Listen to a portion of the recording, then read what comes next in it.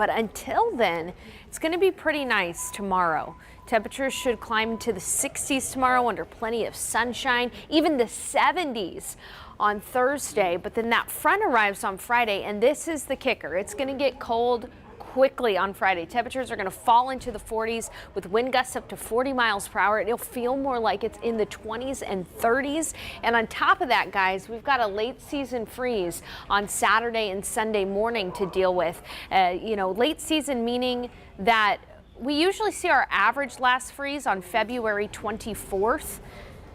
This will be our latest freeze since 2006. So It's only going to be a light freeze, right? We're not expecting burst pipes or anything like that, but still enough that you'll need to make sure to cover any kind of sensitive vegetation. A lot of people have been doing some spring gardening, and those morning freezes Saturday and Sunday, they may disrupt that. Thank you so much, Sarah. Yeah, thank you very much, Sarah. So moving on to some of our top stories today, an important bill is on the way to President Joe Biden's desk to be signed into law. Congress passed a bill to make lynching a hate crime. Yeah, so if you're asking yourself, how is this not already a law? Well, you're right. It's long overdue, but you may be even more shocked after you hear this. Over the past century, some 200 bills have been introduced to ban lynching in the U.S., but none have gotten quite this far. So yesterday, Congress passed the Emmett Till Anti-Lynching Act. It's named in honor of the black teen that was murdered in Mississippi in 1955 during the civil rights era. His mother then held an open funeral casket to make people aware of her son's brutal death. And that's a picture that we still see today, and it's still shocking. But again, it opens your eyes to what was going on in that era. But if President Biden signs the bill, lynching would be prosecuted as a crime, a federal crime, when a conspiracy to commit a hate crime results in death or serious bodily injury, and the maximum sentence would be 30 years. Yeah, again, very hard to believe that that has not been passed yet, and we're seeing a little bit more cases and things kind of coming to light when it comes to the Ahmaud Arbery case, and there was a hate crime trial there, the George Floyd case as well. So another step here towards obviously some long overdue bills that heading to the president this morning. Absolutely. And minutes ago, President Joe Biden also addressed the matter and announced a ban on Russian oil, natural gas, and coal imports. He did warn this will, of course, come at a price for Americans, but that lawmakers will take action. He also said the U.S. has provided more than $1 billion in security assistance to Ukraine. Yeah, those are some of the latest developments, and this news comes as the energy company Shell says it's no longer buying oil or gas from Russia as forces there continue their invasion in Ukraine. So Shell is based in the UK, and their management says the company is immediately breaking off all ties to Russia. It did take them some time to break those ties, but that includes all purchases of Russian crude oil. Yeah, and the company said it is also shutting down gas stations across Russia. Okay, so get this, Shell CEO has also apologized over last week's decision to buy a cargo of Russian crude oil. He said all remaining profits from that purchase will be used to help people in Ukraine. So again, they said they would act immediately, but we're talking about last week. Right, and that's what you referenced just a little while ago, that CEO obviously having to step back a little bit and apologize for that. For getting that crude tanker, but it seems like they are taking action, and we'll see as more companies kind of start to do this again. Anything to try and sort of stem this Russian invasion in there in Ukraine, and again, just kind of feel terrible for the people there as they try to either get out of the country or figure out what's next. Yeah, and there's really no end in sight for this war in Ukraine, and families are still either trying to escape, and those who have been able to flee the country still need a lot of help, need refuge. Yeah, so this is very interesting. If you're still looking for a way to help, Airbnb may be a good option. People are booking stays in Ukraine to help get money to host, and while some hosts are using the money to help their own families, others are paying it forward and housing refugees. So this is a grassroots movement, and it's been fueled across social media, and Airbnb is actually waiving booking fees in Ukraine to help out as well. But the key is booking with private individual hosts rather than a corporation. So when you're looking throughout, you do have to do a little bit of digging, a little bit of research to make sure it's going to the right people. Right. Airbnb co-founder Brian Chesky tweeted that in just 48 hours last week, more than 61,000 nights had been booked in Ukraine, and that nearly $2 million would be going to host in need. I followed up with an email to him and asked him to please donate those 5 nights to a refugee that might need a place to stay, or that if they didn't feel comfortable doing that, that they were welcome to keep the money and use it for their family. And this is something when you donate, right? We talk about the vetting, so this is a perhaps easier option to do. But what she said with this woman, she actually did that. She booked 5 nights. She's giving the option. That's something that you have to be comfortable with. We are not in their shoes, so if you decide to donate to a host, know that they can either, they do with the money as they please, right? So it's helping their own families, whether that's feeding, escaping, or again, we've seen the cases where they are hosting different families that make it through there. But some nights are as cheap as $10, $12. And the coolest thing is that, again, those booking fees are waived. Right, So right.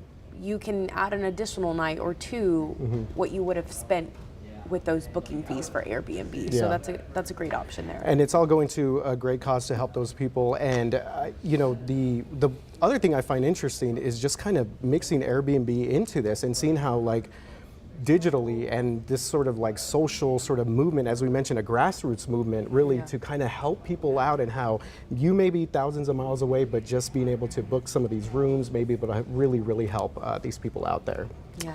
Yeah, well, switching gears this morning, Alicia, a star NFL player, this is a very crazy story, will have to miss all of next season for gambling on football games, including his own team's games. You know, I knew they were competitive. I know they want to win, but Yeah. not like this, especially when it comes to gambling. But we're talking about Calvin Ridley. He's considered to be one of the best players on the Atlanta Falcons team. But the NFL determined that Ridley gambled on linked games last season, which of course is against the NFL policy. Yeah, definitely don't want a player actively gambling with his team or against any other teams. Ridley admitted to gambling on these games, but said that he only spent $1,500 doing so. And he also said on Twitter that he does not have a gambling problem. A lot of people were saying that this is a bigger issue here. Yeah, so his tweets were, if you know me, you know my character. I know it was wrong, but I'm getting 1 year LOL. Yeah. What? All right, so another part of this story is that Ridley stepped away from the team late October to focus on his mental health well-being. The NFL says the investigation showed he gambled a month later when he was not with the team. But again, he insists he doesn't have a problem with it. Yeah, and a gambling problem. Right, and I think the timing, the timeline here, I think is very interesting because, again, weeks after he kind of steps away from the Atlanta Falcons, and they say that it's for mental health, that he just wanted to focus on that, he ends up getting, you know, basically gets involved in this whole gambling thing. So he's only the 6th player in NFL history to be suspended for this. The last player was in 2019, but definitely the NFL not big fans here, despite the fact that the NFL does take part in a lot of fantasy football, FanDuel, a lot of gambling sites do partner with the NFL. So it's a little bit of a gray area there. Is it though? You're part of a team. I think, yes. I think it's meant for the fans. And again, when you sign on to a job or to some responsibility, there are things that you have to sacrifice. So gambling, in this case, is one of them. Again, so I want to go back to his tweets. Yeah. One of the latest one, 18 hours ago. Yeah. If you know me, you know my character. But then you scroll back a little earlier and he says, I bet $1,500 total. I don't have a gambling problem.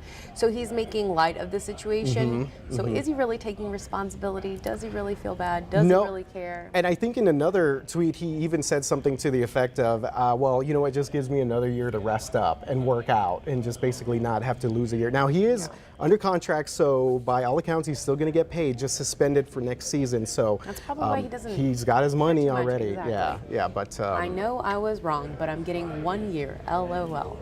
Yeah, Words definitely. From Calvin Ridley there. Yeah, he probably needs to put down the phone. Probably doesn't need to tweet as much as he's tweeting. I'm no expert here, but I would do the same. Yeah, absolutely. Okay, Alicia, right now, you can catch the stars in downtown San Antonio as the city unveiled a 16-foot sculpture in the heart of the Riverwalk called Stargazer. Okay, do you know the other name? Oh, How yes. to pronounce I'm it? glad. Okay, Sitali?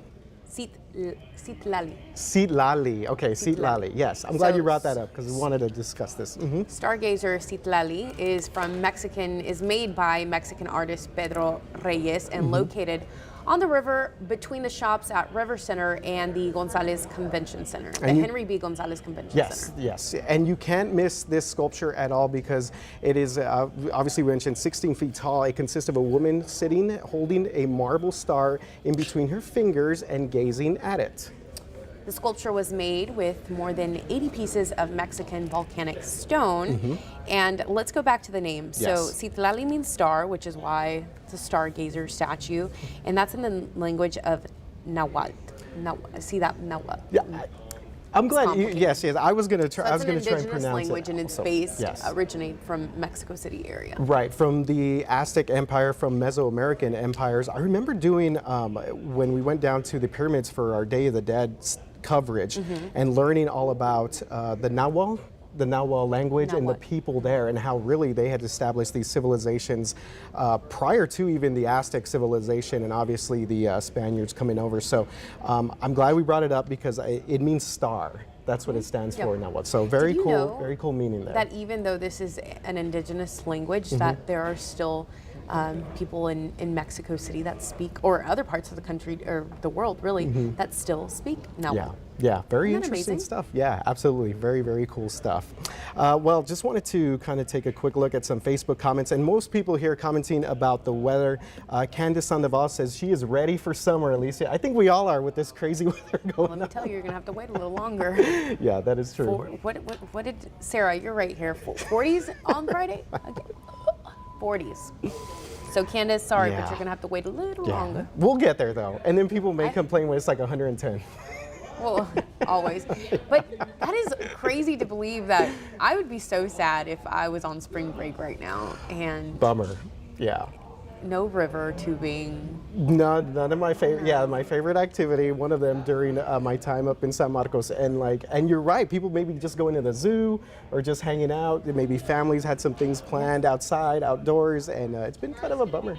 Oh, Sarah's chiming in. She says tomorrow's going to be nice. Yeah. So fit it all in. Get it all in tomorrow. 1 week. Again, we talked about the roller coaster. We're in Texas. What do we expect, you guys? Yeah.